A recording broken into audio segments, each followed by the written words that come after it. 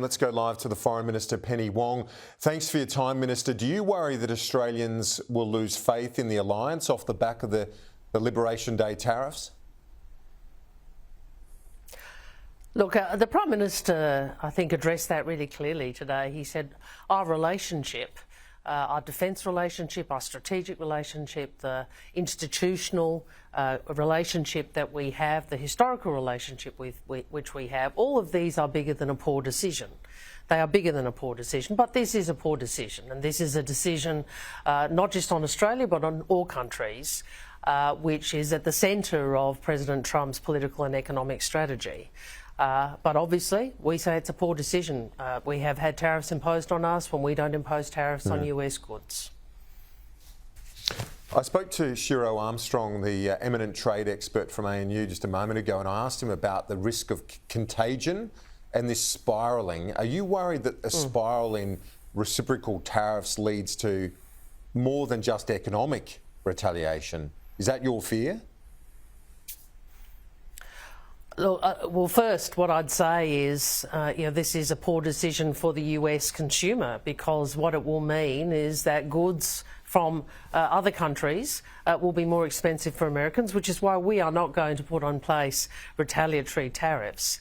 But your point and Shiro's point is an important one. One of the reasons we have supported fair and free trade, more open trading arrangements, predictable trading arrangements, is because we think it enables stability. We also know, as a trading nation, that we are benefited by, in terms of jobs, wages, profits, because we are a trading nation. So we think this is a poor decision, but it's one that is widely anticipated. It's one that we anticipated was coming, and as you can see, no country had a better outcome than Australia. We would have preferred no tariffs at all. That would have been consistent both with our friendship, but also our trading relationship.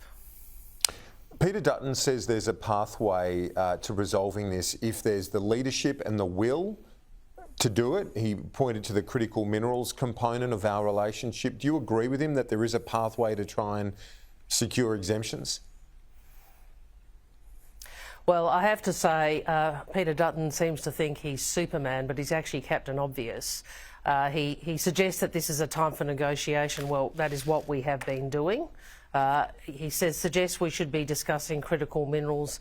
I'm sure he would recall, it's been quite public, that is what we have been doing, and we'll proceed, as the Prime Minister indicated in his press conference today, with creating a strategic reserve, and we'll have more to say about that.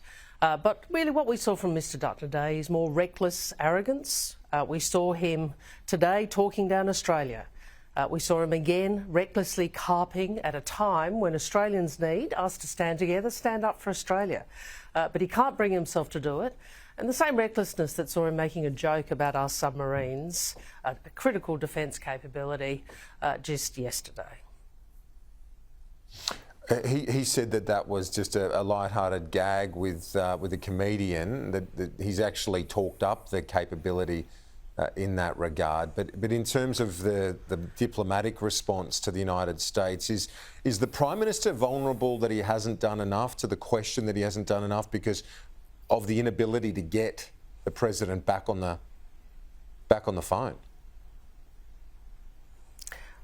I think anybody watching President Trump's press conference today, or anyone who's actually looked at what the President has said both before he was elected and after, would know that tariffs are a central part, central to his economic and his political agenda. He's made that clear, and we saw that today. No country has a better outcome than Australia. Really, I know that Mr Dutton always wants to be negative, carping, always wants to play a bit of domestic politics instead of standing up for the country. This is a time where the country should be united. This is a time where all of us can say with one voice, we think this is the wrong thing to do.